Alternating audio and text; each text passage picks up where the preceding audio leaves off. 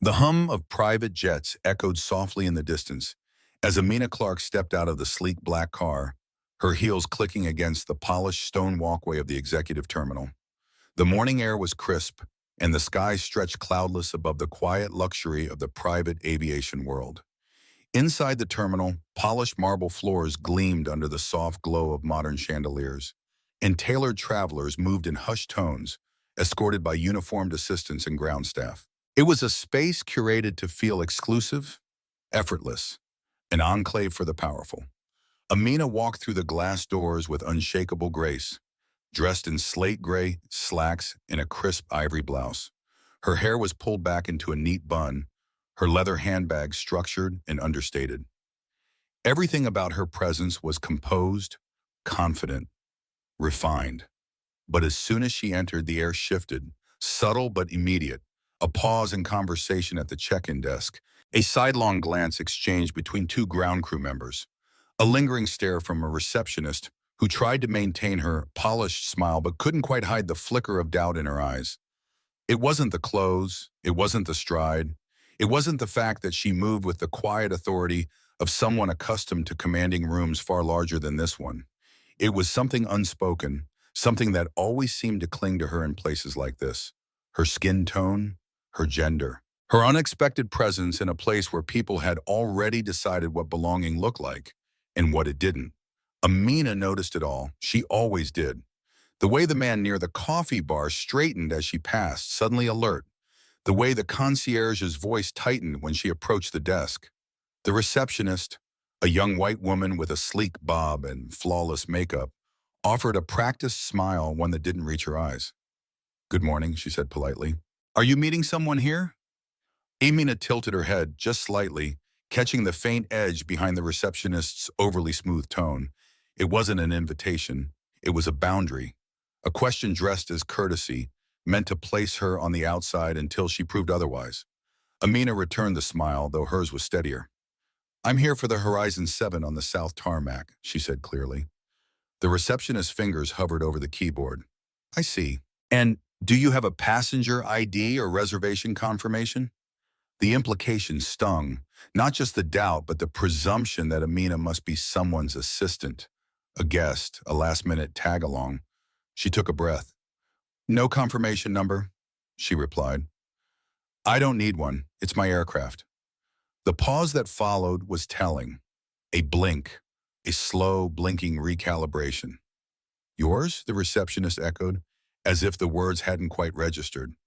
"Yes," Amina said, her voice still calm. "I'm the owner of the Horizon 7, registered under Clark Enterprises." For a moment, the terminal fell silent. Then came the sound of footsteps, quick, deliberate, crossing the tile floor.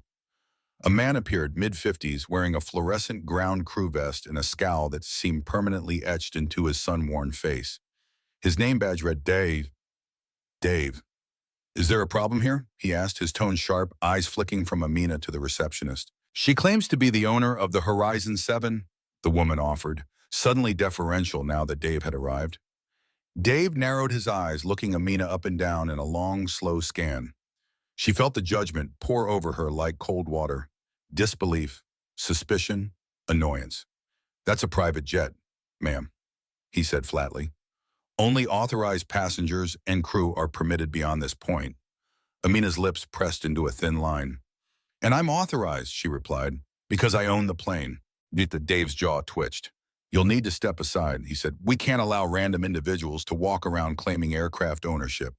I'm going to have to see some ID, and I may need to call the security if you don't comply." The humiliation hit like a quiet slap, not because she had anything to hide, but because the pattern was so painfully familiar. How quickly people dismissed what didn't match their expectations. How easily competence was confused with threat. How fast her presence became a problem, a thing to be questioned, controlled, explained. Her fingers tightened around the handle of her handbag, but she didn't raise her voice. She didn't flinch. That was never her way. She looked Dave squarely in the eye and said with measured clarity, "You're making a very big mistake." And behind her calm, her pulse raced, not with fear, but with rage held carefully in place. The receptionist had gone pale. A few travelers nearby began to shift uncomfortably, Realizing something was happening, one of the uniformed security guards began to approach, and still no one apologized. No one stepped in to say, maybe she's telling the truth. Maybe we judged too soon. And perhaps that's what hurt the most.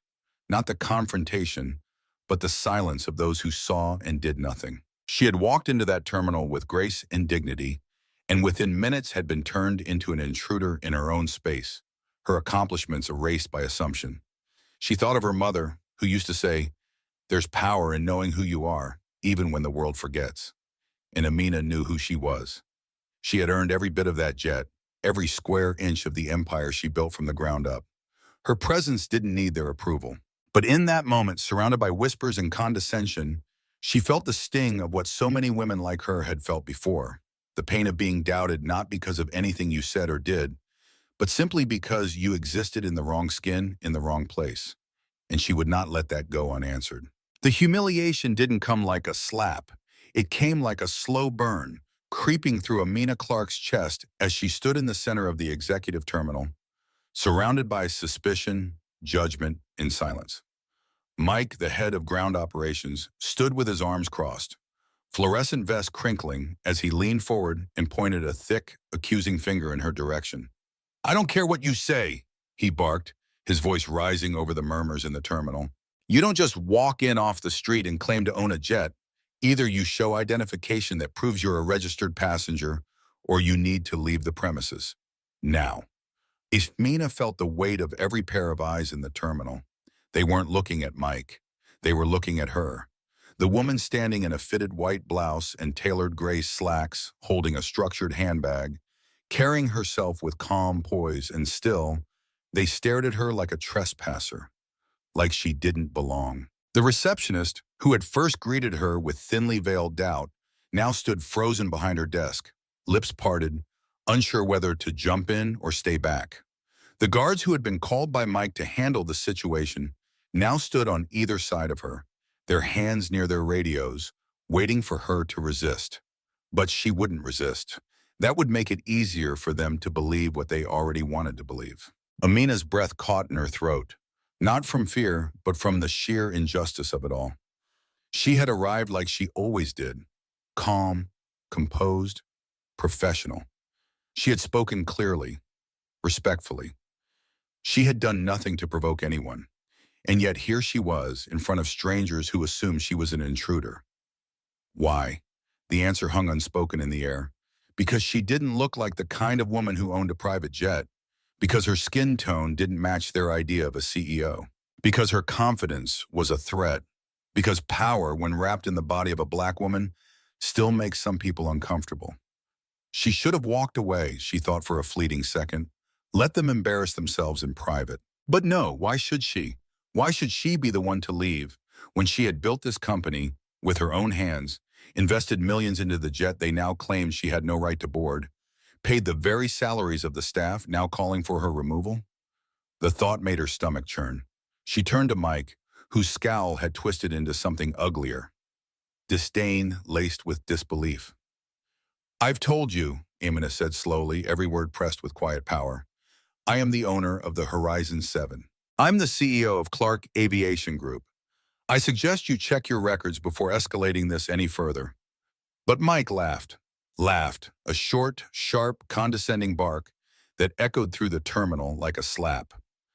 Lady, he said with a smirk, you're about one lie away from being detained. His words weren't just disrespectful. They were designed to humiliate. Around them, travelers had begun to take out their phones. A few recorded the unfolding scene, eager for drama. Others whispered openly, guessing out loud what crime she might have committed.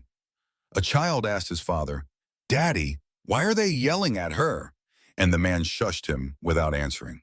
Amina stood in the middle of it all like a spectacle, like a lesson in what happens when the world thinks you've reached too high and decides it's time to put you back in your place. Her cheeks burned, not from shame, but from anger so sharp it nearly stole her voice. But she wouldn't let them see it. She wouldn't give them the satisfaction of a breakdown, a reaction, anything they could twist into a headline or an excuse. She pulled out her phone, her fingers steady despite the storm behind her eyes, and dialed. Jordan, she said quietly when the line picked up, I need you at the terminal. Bring the ownership file. Mike took a step forward. "Who are you calling?" he snapped. "Security will escort you outside. You can make your phone calls there." But Amina raised one hand, graceful, calm, commanding.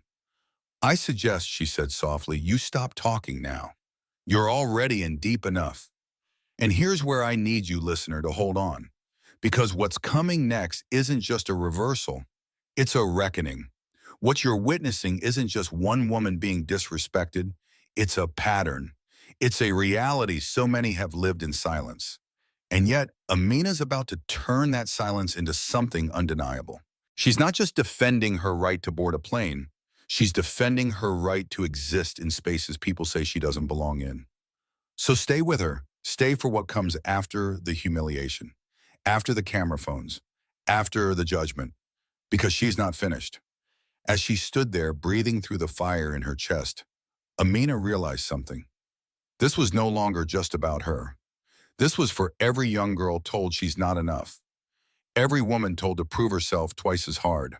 Every professional, every dreamer, every boundary breaker who's ever been asked, "Are you lost?" when they were exactly where they were meant to be. And in that moment, Amina Clark stood taller, not just as a CEO, not just as a jet owner, but as a woman who had nothing to prove, only the truth to uphold. The tension inside the executive terminal had turned electric, thick with whispers, stiff with judgment. But Amina Clark remained composed, her breathing slow, her spine straight, her expression unreadable. The guards stood flanking her now, waiting for a command. Mike, the ground crew manager, loomed nearby, arms crossed like a wall built to intimidate. "If you're not going to cooperate," he said, voice laced with thinly veiled threat, "we'll have to assume you're impersonating a passenger, which is a federal offense." His words were meant to provoke fear, to reduce her to a stereotype, to paint her as a problem in need of removal.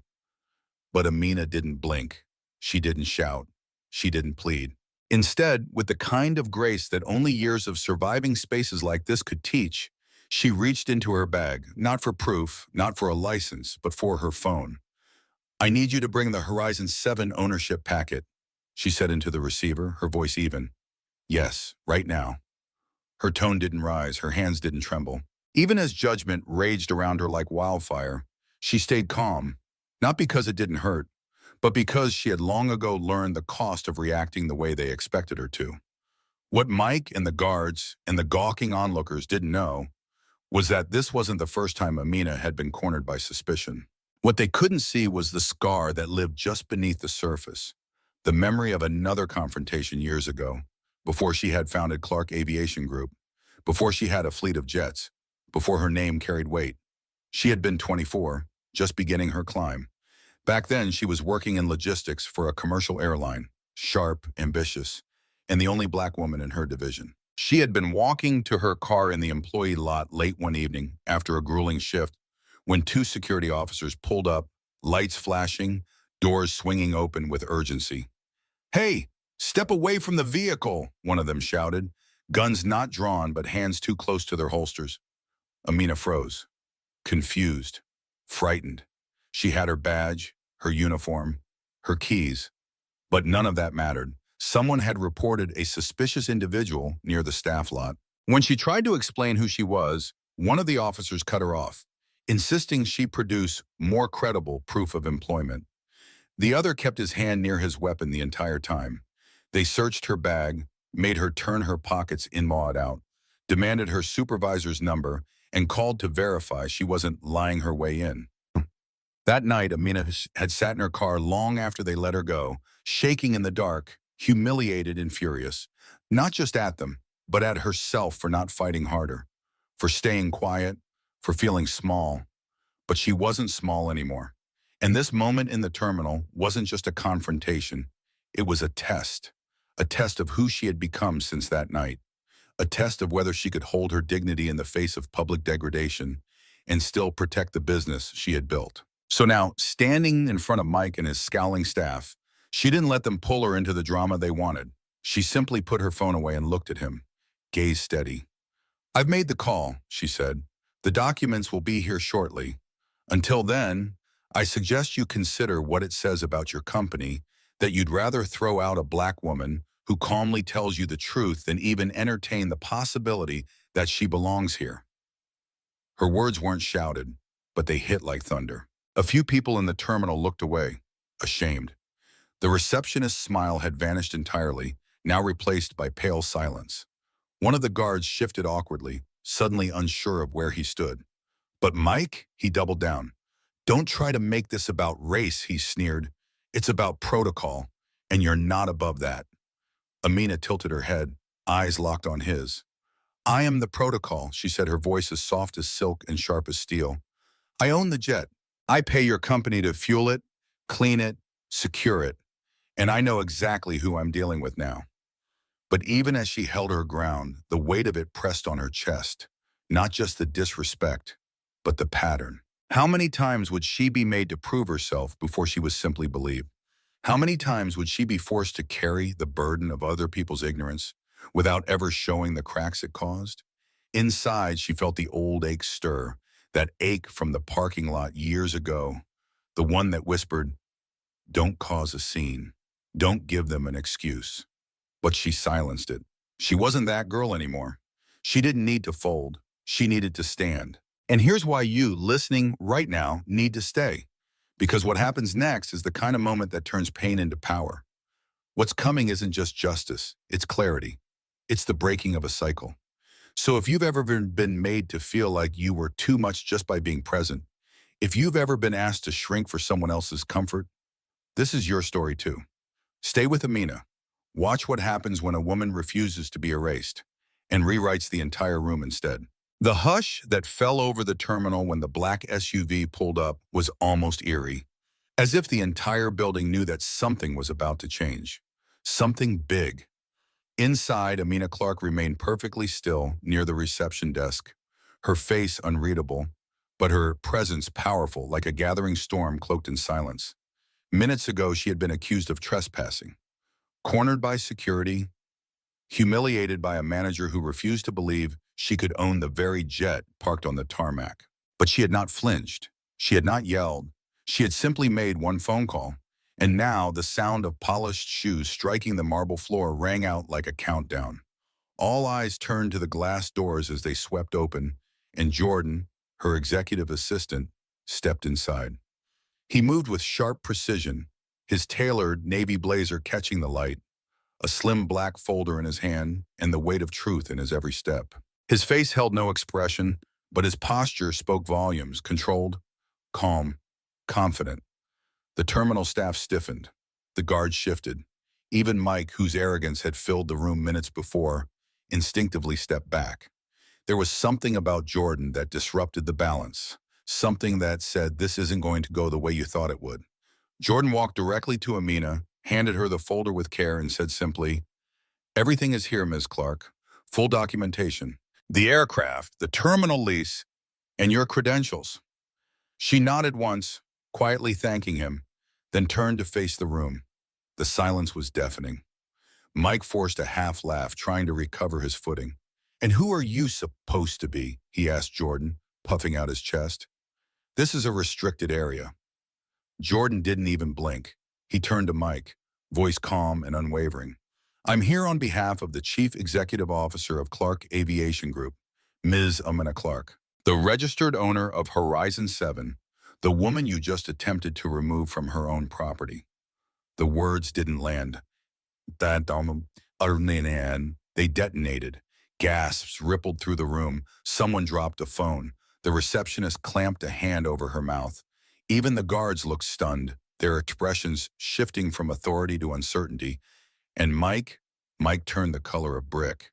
"You're joking," he said, but the tremor in his voice betrayed him. She's the CEO?" "She is," Jordan said, stepping forward, his voice cold and clinical. "And just so we're clear, you didn't just disrespect the client. You attempted to eject the owner of this facility from her own aircraft, without cause, without investigation, and with an unacceptable tone."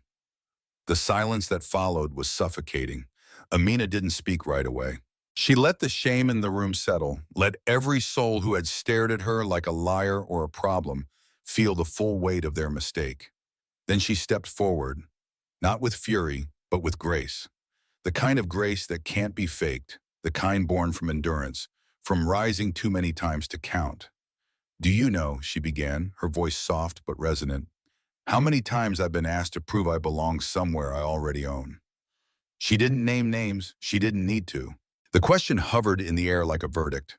I walked in here quietly, confidently, without causing a scene, and in minutes I was treated like a criminal. Not because I did anything wrong, but because you saw someone who didn't fit your idea of power. And rather than ask questions, you made assumptions. Mike opened his mouth, but she raised a hand. Don't, she said. There's nothing you can say right now that changes what you've done, what all of you allowed to happen. Her gaze swept the room. The receptionist looked like she wanted to disappear. One of the guards dropped his eyes to the floor. A couple in the corner, who had been filming earlier, slowly tucked their phones away. The power dynamic had not just shifted, it had flipped. And here's where you, listener, come in. Because what you're witnessing isn't just poetic justice. It's real power in motion. Not the kind that screams, but the kind that stands still and lets the truth speak louder than rage ever could. Amina Clark didn't need to shout. She didn't need to fight. She didn't need to prove herself. She let the facts do that, and in doing so, she reminded the world what real leadership looks like. Composure in the face of cruelty, grace in the presence of ignorance, and the courage to keep standing when people try to cut you down. So if you're listening to this and you've ever been judged before you had the chance to speak, if you've ever walked into a room you earned your way into, only to be told you didn't belong, if you've ever swallowed your anger just to protect your dignity, hit the like button, because this moment is for you too. Leave a comment. We see you, Amina. We stand with you. Subscribe to hear more stories like this, stories that reveal the quiet strength of women who rise against the current. Because in a world full of Mikes, we need more Aminas.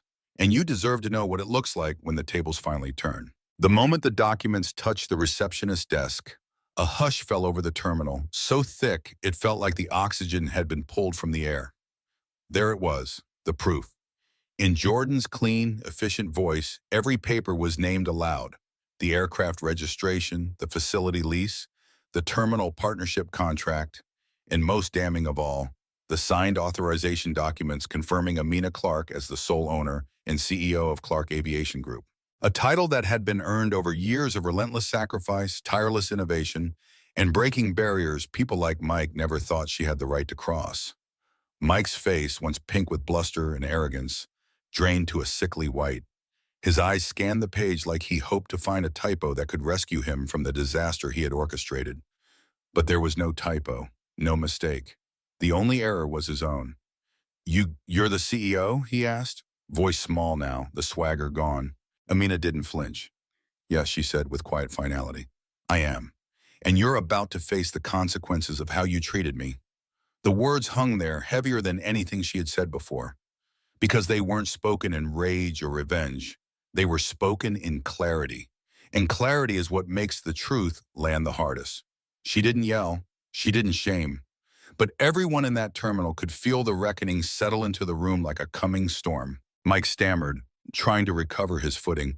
I didn't know, he said. I thought maybe... You thought I didn't belong, Amina cut in, her voice cool and even. You didn't ask questions. You made assumptions. You humiliated me, called security, and threatened to detain me, all in front of your staff, your peers, and complete strangers. She paused.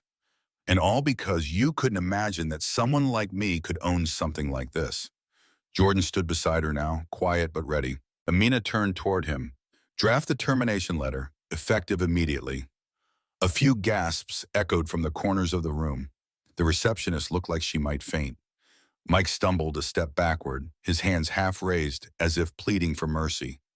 Wait, Ms. Clark, please. It was a misunderstanding. No, she said firmly. It was disrespect.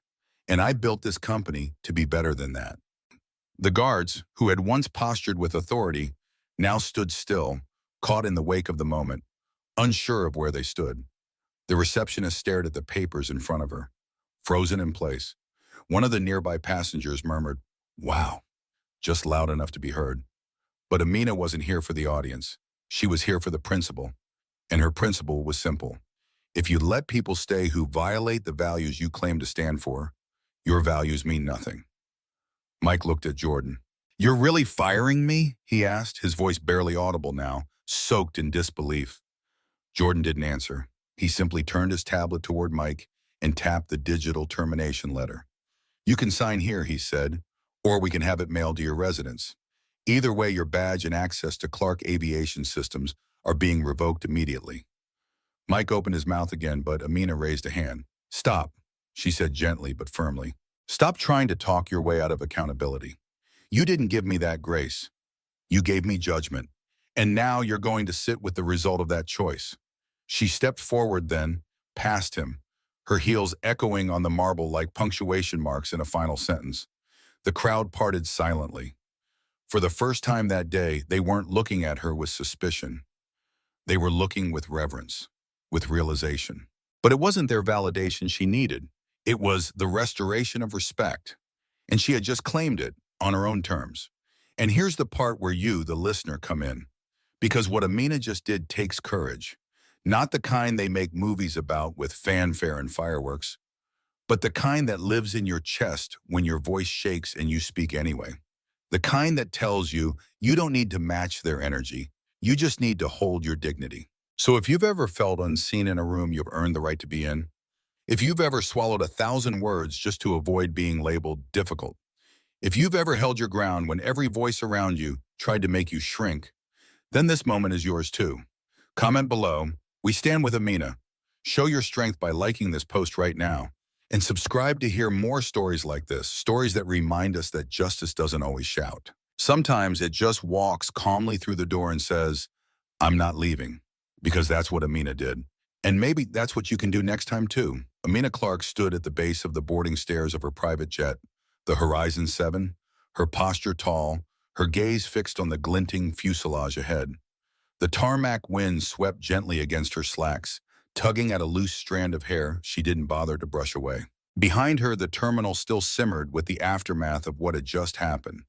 Mike's termination, the hushed murmurs of the staff, the shame painted across the faces of those who had judged her without knowing her name.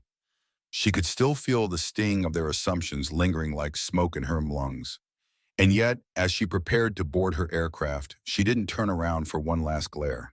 She didn't throw words of revenge over her shoulder. She didn't revel in the reversal of power that had rippled through the terminal like thunder. No, because this wasn't about ego. It never was. Amina wasn't here to destroy.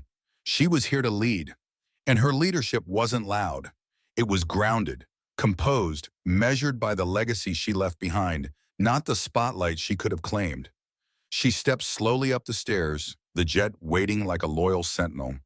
Each step felt like the closing of a chapter, but not the kind you slam shut in anger. The kind you turn carefully, with reverence for the pain you endured and the power you reclaimed. The flight attendant greeted her with soft eyes and a respectful bow of the head. "Welcome aboard, Ms. Clark," he said. "The flight deck is ready whenever you are." She nodded gently, her voice a quiet, "Thank you." The cabin inside was serene, warm-toned, filled with subtle luxury, a reflection of the kind of excellence she demanded in her work. She took her seat near the window, resting her hands on her lap for a long moment before closing her eyes. Not from exhaustion, but from the release of carrying grace under fire. Because that's what this day had been. Fire. And she had walked through it without raising her voice. She could have humiliated Mike the way he tried to humiliate her. Could have screamed in front of everyone. Could have recorded it, gone viral, burned his reputation down to embers. But she didn't, because she knew something he didn't. True power doesn't chase spectacle. It builds legacies. And her legacy was never going to be one of revenge. It was going to be about changing the air in the room, teaching people through action what real leadership looked like. And leadership meant accountability, not cruelty, firmness, not fury, purpose, not pettiness. She looked out the window as the jet began to taxi. The terminal faded into the distance, along with the faces that once doubted her. She thought about her mother, the woman who raised her to believe that when people underestimate you, you let your excellence correct them. Not your anger, "You don't fight fire with fire, baby," her mother once said. "You fight it by being the kind of flame that lights the path, not burns it down." Amina had carried that wisdom like armor, and today it had reminded her who she was, not someone to be pitied, not someone to be feared, someone to be respected, someone to be followed. And this is where you, the listener, come in. Because maybe you've been there. Maybe you've had a moment where someone looked at you and saw less before you even had the chance to speak. Maybe they made you feel small, made you doubt your worth. Maybe you've even wished you could get that satisfying moment of payback, of proving them wrong in public, of watching their jaw hit the floor. But here's what Amina wants you to know. You don't have to burn bridges to walk forward. You can make your point without making a scene. You can lead without yelling. You can rise without revenge. Because revenge is fleeting. But respect? Respect echoes. And what Amina did today, what she chose to do instead of lashing out, is something many people will never see coming. She showed that there's power in restraint, that it takes more strength to walk away with your head high than to stay and scream. That sometimes the loudest statement you'll ever make is silence laced with undeniable proof of who you are. So as her jet rose into the sky, leaving the runway behind, she didn't carry bitterness with her. She carried clarity. The clarity that her work wasn't done, that there were still barriers to break, still systems to reshape, still girls watching, hoping they could be like her one day.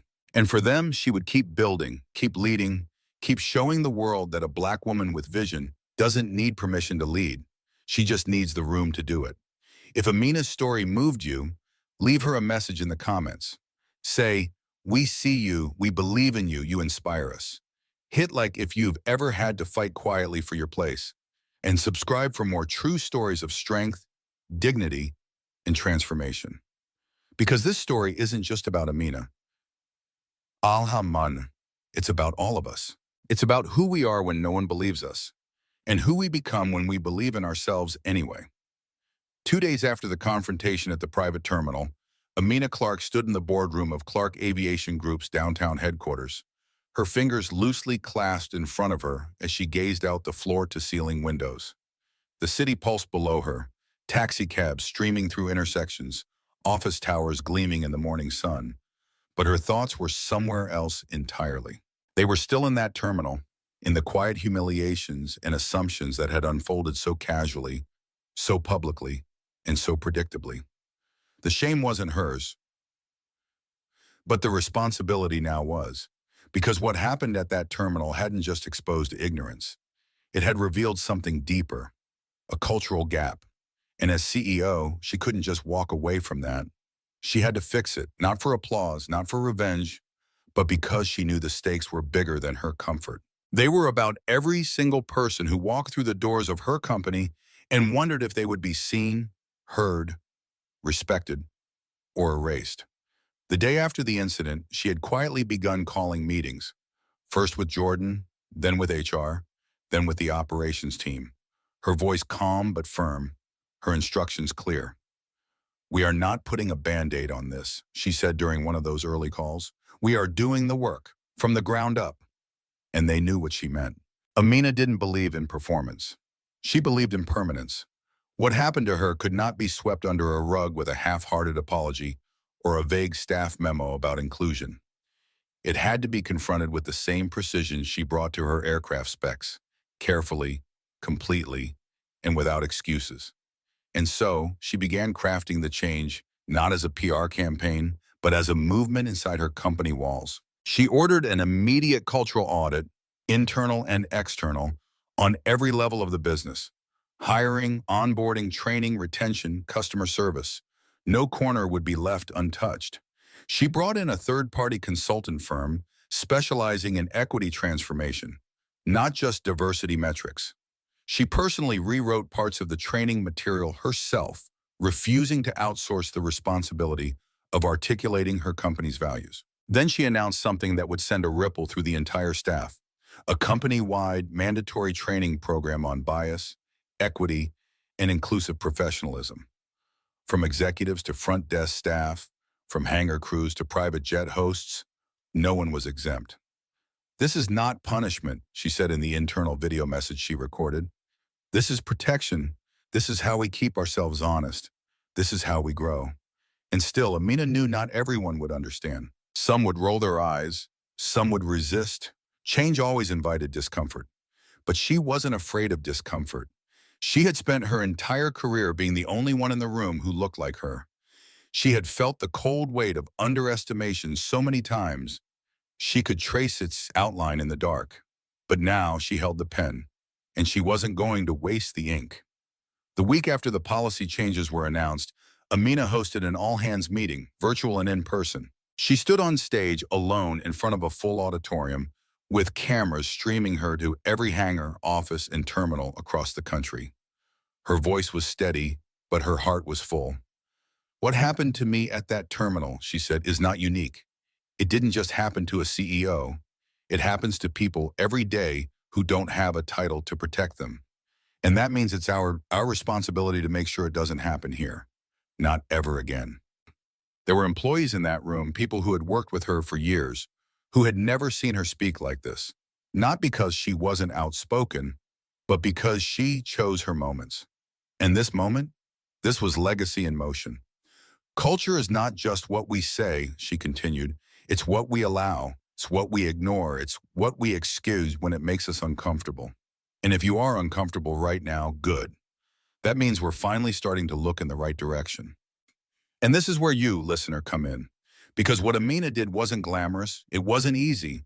It didn't come with fanfare or viral videos.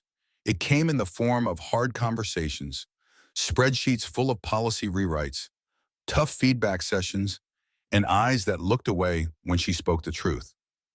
But she did it anyway. Because leadership, real leadership, is not just about weathering storms. It's about building better shelters afterward. So maybe you're a leader right now. Maybe you're someone who's building something, a team, a business, a family, a future. Maybe you've faced injustice but stayed quiet. Or maybe you've spoken up and didn't feel heard. Whatever your journey, this moment from Amina's story isn't just hers, it's ours. A reminder that justice is not just about accountability. It's about what we choose to do after the apology, after the anger, after the storm. If Amina's actions inspire you, leave a comment. Lead like Amina, change like Amina. Hit like if you believe leadership should feel like safety, not silence. Subscribe for more real stories of transformation through grace and grit. Because someone out there needs your example. And maybe, just maybe, you're the Amina in someone else's story. It was the end of a long day when Claire, a soft-spoken logistics coordinator barely 2 years into her role at Clark Aviation Group, hesitantly knocked on Amina Clark's office door. The CEO had just finished a debrief with her senior leadership team, her body tense with the weight of policy overhauls and cultural assessments that had consumed every hour since the incident at the private terminal. Amina turned, expecting Jordan, and instead saw Claire, shoulders tight, notebook clutched to her chest like armor. "Miss Clark," she said, her voice barely more than a whisper. I know this might not be the right time, but I need to speak with you. Please." Amina nodded, gesturing toward the chair across from her desk, her expression softening instantly. She recognized that look, that trembling kind of bravery. She'd worn it herself many times before she had the titles, the corner office, the jet. And when Claire sat down and began to speak, what poured out was something far more powerful than apology. It was the beginning of a reckoning. "I should have said something," Claire began, her voice cracking. "Back at the terminal, I saw how they treated you. I saw the way Mike looked at you, talked over you, doubted you before you even opened your mouth, and I didn't say anything. I just stood there, watching." She looked down at her hands, and I realized I've been doing that for too long, watching, letting little things slide, brushing off the comments, the assumptions. I thought maybe it wasn't my place, or maybe it wasn't bad enough to speak up. But it was, it always was. Amina didn't interrupt. She let Claire speak, because she knew the value of that silence, the way it gave birth to truth. Claire reached into her bag and pulled out a folder, thick with notes, printouts, emails, timestamps, even screenshots. "I started documenting things a few months ago, comments from coworkers, patterns, the way certain team members were consistently overlooked for promotions, interrupted in meetings, or talked down to by managers. I didn't know what to do with it. I was scared, honestly. But after what happened to you, I just couldn't stay quiet anymore. Amina gently took the folder and opened it. Her eyes scanned the pages, each one a quiet indictment not just of individual bias, but of a culture that had made people like Claire believe silence was safer than truth. And it broke her heart. Not just for Claire, but for the dozens, maybe hundreds, of other employees like her who had buried their discomfort, their rage, their sadness, deep enough to survive the workday. Amina looked up and saw tears swimming in Claire's eyes. "I'm not here to stir trouble," Claire said. "I just thought if I said nothing, nothing would change." Amina leaned forward, placing a hand gently over Claire's. "You're not stirring trouble," she said. "You're stirring courage." That single act, Claire's decision to come forward, became a catalyst. Amina didn't tuck the folder away in a drawer. She scanned every page herself. Then she brought Claire's documentation into the next board meeting, laid it on the table and said, "This is where we begin." She didn't just thank Claire, she empowered her. Within days, Claire was asked to help shape the training modules being developed by the new Inclusion Task Force. She was given the option to remain anonymous, but she declined. "If I hide now," she said, "what does that say to the next person?" Word of her courage spread quickly, and slowly something started to shift. Emails began to appear in Amina's inbox. Anonymous messages from employees in different departments. Some brief, some long, some raw and difficult to read. A black engineer wrote about being mistaken for janitorial staff during facility inspections. A Latina flight coordinator shared how passengers would ask her if she was just helping out for the day. A queer employee detailed the fear they felt being open about their identity in hangar environments dominated by traditional masculinity. Some of the stories were horrifying, some subtle but sharp, but all of them shared one thing in common. They were real. And before Claire, none had felt safe enough to be spoken out loud. Claire's act didn't just spark policies, it sparked people. Amina made the decision to host a company-wide roundtable series. Voluntary, confidential. No executives unless invited. The rooms were small, but the truth they carried was enormous. Employees cried, employees yelled, employees confessed. And still, most importantly, employees listened. And Amina sat in on as many as she could, not as the boss, as a human. She didn't defend the company. She didn't make speeches. She took notes. She asked questions. And when one young woman tearfully asked, "Will this actually change anything? Or are we just talking?" Amina looked her in the eye and said, "It already is." Because this is the part of the story we don't always see. Not the confrontation, not the headline moment, but the long, slow, necessary work that happens afterward, when people begin to unlearn what they were taught and relearn how to treat each other like they matter. Claire's voice wasn't loud, but it was clear, and her courage cracked open a door Amina had been trying to break down for years. And in that space, between pain and progress, something remarkable took root. And now, dear listener, this is where you come in. Because maybe you've been Claire, quiet, observing, wondering if it's your place to speak. Maybe you've held something in because the risk felt bigger than the change. Or maybe you've already spoken and no one listened, so you stopped trying. But Amina's story and Claire's are here to remind you that change doesn't always start with a crowd. Sometimes it starts with a whisper, with one file folder, with one trembling voice. If you see yourself in Claire, leave a comment. "I'm ready to speak." Like this story, if you believe bravery can look quiet, subscribe for more real stories where courage isn't always loud, but always powerful. Because when one voice rises, others follow. And together, we change everything. The conference room was silent as Najim stepped forward, her heels clicking softly against the polished wood floor as she approached the center of the room, not with bravado, but with quiet intention. It had been just over a week since the confrontation at the private terminal that exposed more than just prejudice. It revealed a deeper rot, a culture of assumptions and silence that had taken root in her own company. And now, surrounded by her staff, some sitting with crossed arms, others nervously tapping pens or avoiding her gaze, not prepared to do something no CEO had ever done in this building. She wasn't there to lead with titles. She was there to lead with truth. The air was thick with tension, not hostility, but something more fragile: vulnerability. And when Na looked out at them, not as their boss, but as someone who had stood humiliated in the very company she built, she knew this was a turning point. "Today isn't about blame," she began, her voice calm but resolute. "It's about reflection. It's about deciding what kind of company we want to be when no one's watching, and who we choose to become together." The words weren't rehearsed. They didn't need to be. They came from the pain of lived experience, the kind that burns quietly and refuses to fade. Her tone softened as she continued.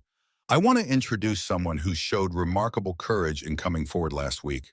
She didn't have to. No one asked her to. But she did it anyway because she believed in something bigger than her fear. She believed in all of you."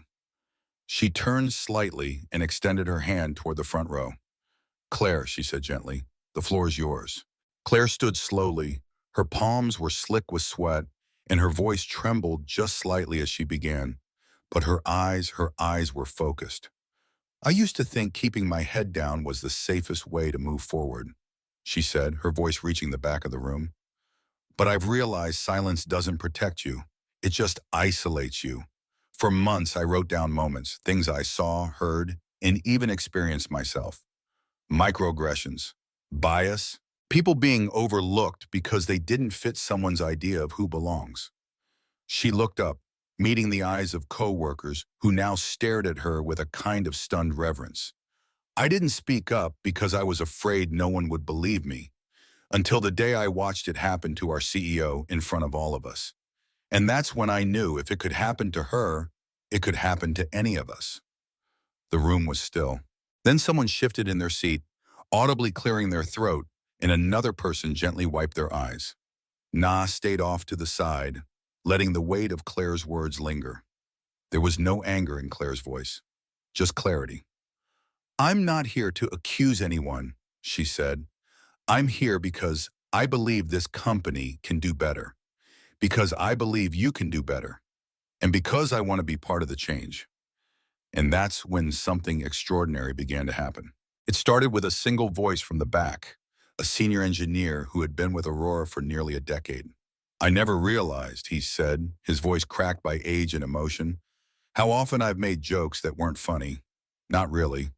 I thought if people didn't call me out, it didn't hurt anyone. But now I see, maybe they didn't speak up because of people like me." A ripple moved through the room. Another employee raised their hand, a woman from the flight crew. "I remember once ignoring a complaint from a junior attendant," she admitted, "because I didn't want to seem like I was overreacting. But she told me she felt dismissed because of her accent, and I brushed it off. I never followed up with her. I still think about that." Another hand, another voice. One by one, the dam of silence began to crack, not from shame, but from courage. And as Na stood watching, her chest swelled with something she hadn't felt in that room in a long time: hope. The session lasted over 2 hours. No one left early. No one scrolled through phones or faked interest. Because what was happening wasn't a meeting. It was a reckoning turned revival. The conversations weren't comfortable. They weren't perfect. But they were honest. And in that honesty, a new foundation was being poured. Not with policy alone, but with empathy. Na finally returned to the front, her hands folded, her voice carrying a new kind of warmth. "This," she said, "is what change looks like. Not the flawless speeches, not the corporate statements, but you sitting here, owning what you've done, listening to others, wanting to be better. That's where culture starts. One moment, one story, one brave truth at a time." And now this is where you come in, listener, because maybe you've been in a room like that. Maybe you've stayed quiet when something felt wrong. Maybe you've spoken and wondered if anyone heard you. Or maybe, like Claire, you've been waiting for the right moment to stand up, speak out, and believe your voice matters. If Claire's bravery inspires you, leave a comment. We hear you, Claire. We stand with you. Like this story, if you believe healing starts with hard conversations. Subscribe for more true stories where pain leads to progress and silence becomes strength. Because real change isn't loud. It's not flashy. It's a whisper that turns into a wave. And that wave just might begin with you. As the sun dipped below the skyline, casting warm golden light through the windows of her corner office, Na James sat in stillness, her fingers wrapped around a warm mug of tea, her eyes resting on the framed photo of her late mother that sat at the edge of her desk. The chaos of recent weeks, the confrontation at the terminal, the fallout, the courageous voices rising from within her company had all begun to settle into something more powerful than she'd anticipated: transformation. But in this quiet moment, away from the applause and tension, what remained was clarity. Na wasn't reflecting on her title, her jet, or the headlines.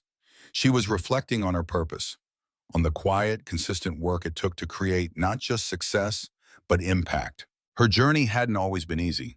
In fact, it had been riddled with doubt, rejection, and moments when the weight of being the first or the only made her feel both visible and invisible at the same time.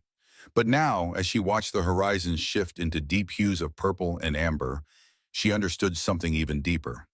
The legacy she was building wasn't just hers, it was for everyone who came after her. It hadn't started with a boardroom or a jet. It had started in a modest apartment with a mother who worked double shifts as a nurse and still made time to braid her daughter's hair at night and whisper, "You can be anything now. Don't let this world shrink you." Her mother, Evelyn James, had never owned a business, never boarded a private plane, but she had owned her voice, her strength, and her integrity. Those qualities had built Na's foundation. And now they were rippling through every meeting, every new policy, every young employee who felt like they finally had space to breathe and speak freely. It was easy to forget, in a world chasing headlines and hashtags, that the most lasting change doesn't happen with noise. It happens in rooms where truth meets courage. And Na had decided that's where she would lead from, not for recognition, but for impact. A soft knock pulled her from her thoughts. Jordan entered quietly, his expression relaxed for the first time in weeks. "The final report from the equity audit just came in," he said, placing a folder on her desk. "A lot of improvements, a few challenges to work through, but it's a start." Na smiled. "That's all I ever asked for. A real start." Jordan nodded. "And Claire," he added, "she's agreed to lead the new mentorship program. She's nervous, but she said she wants to help the next generation walk in a room without questioning if they belong." Na's heart swelled. That was the win. Not the polished presentations, not the headlines, but the quiet bravery of someone who once trembled in the back of a room, now standing in the front of it, holding the door open for others. That's what leadership looked like. That's what legacy meant. After Jordan left, Na leaned back in her chair and turned again to the photo of her mother. "We're getting there, Mama," she whispered, "brick by brick." She remembered Evelyn's favorite saying, "Don't just break ceilings, build floors strong enough for others to stand on." And that's what Na had done. She had taken her pain, her patience, her power, and used it to create a place where people could rise. And in doing so, she wasn't just running a company, she was planting something deeper: culture, care, and courage. And now, dear listener, this is where you come in. Because Na's story isn't just hers, it might be yours too. Maybe you've been underestimated. Maybe you've been the only voice in a room full of doubt. Maybe you've been told to sit down when your spirit was born to stand up. Or maybe you're just starting to believe you deserve more. More space, more respect, more possibility. If Na's story speaks to you, take this moment to reflect, not just on what she overcame, but on how you can lead in your own life. You don't need to own a jet or run a company to make an impact. Sometimes the most powerful thing you can do is show up with integrity, speak with love, and make a space safer for someone else. That's how change happens. That's how legacy begins. Leave a comment. We see you, Na. Your leadership inspires us. Oh, like this story if you believe in purpose over power, in grace over ego. Subscribe to the channel for more real stories like this. Stories that don't just entertain, but empower. Because the world needs more leaders like Na James, and maybe that leader is already inside you. Keep going, keep rising, and never let this world shrink you. Not now, not ever.